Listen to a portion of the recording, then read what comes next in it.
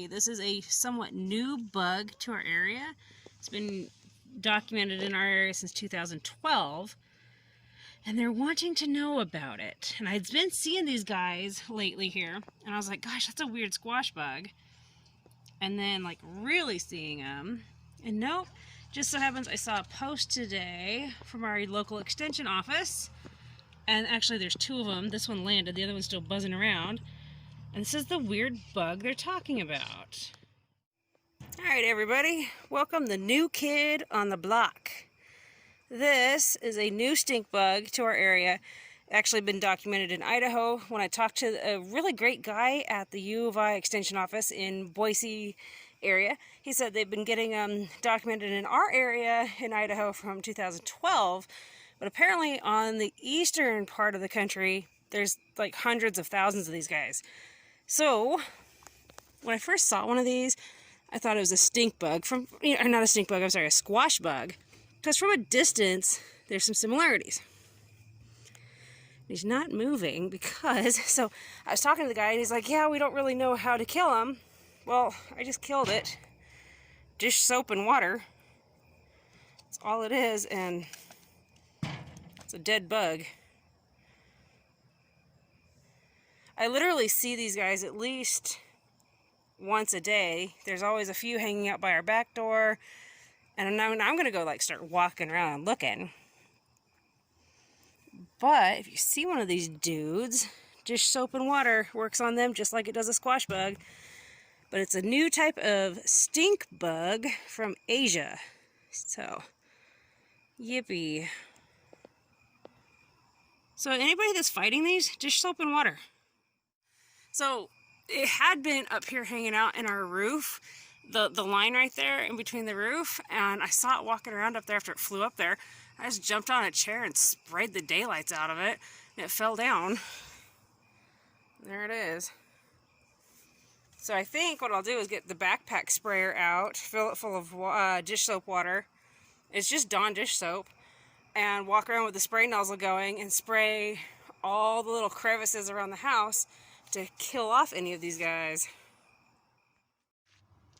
For a comparison, those are squash bugs, and they're gonna have a bad day. It works on them just like it does these guys. See, there's one right there. I just sprayed him. He's not happy with me. Down there. I've actually got two down there I've sprayed now. All right, squash bugs, your turn to die also. Oh, look it, you guys. Look it. Do you see what I see down here? Ew! Die!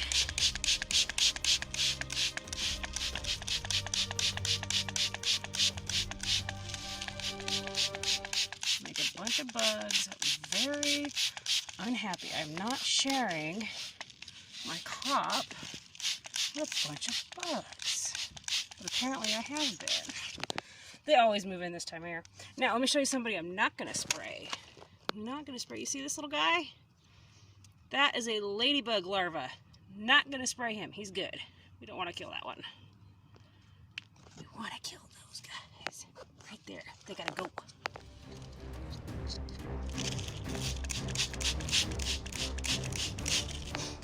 Die hot. Down it goes.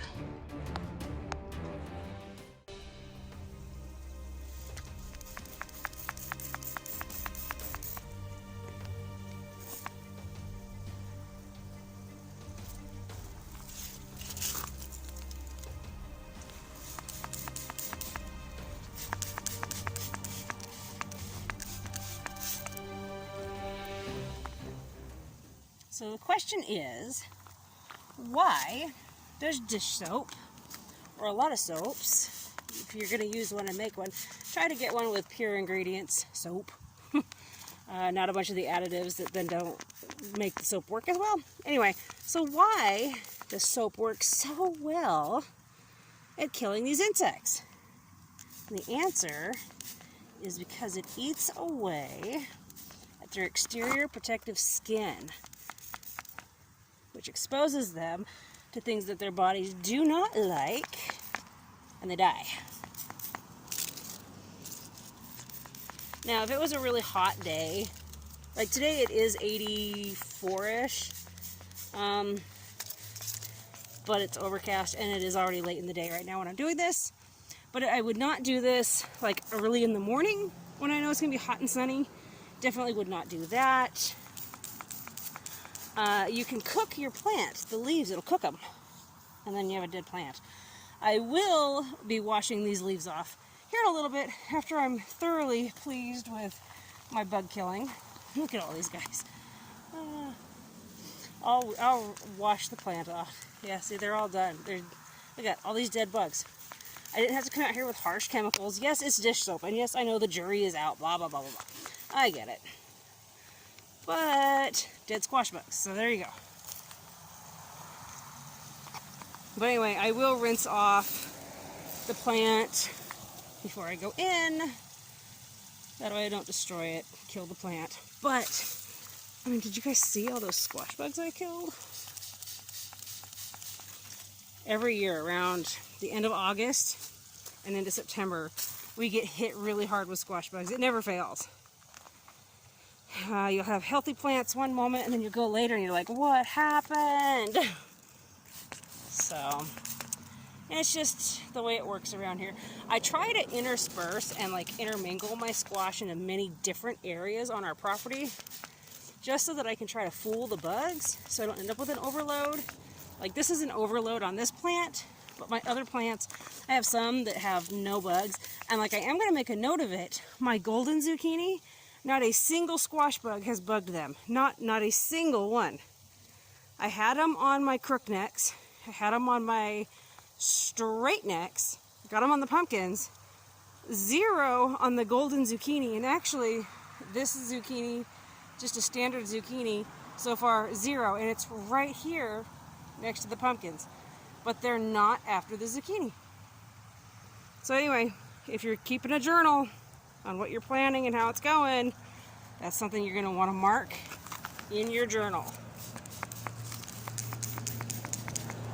You're going to want to note which plants are hardy to these types of things. Look at them all. Look at all these dead bugs just clinging to these. They're dead. So dead. Just the way not you though. You're not dead yet. Here's another dose. Enjoy. There's something satisfying about this.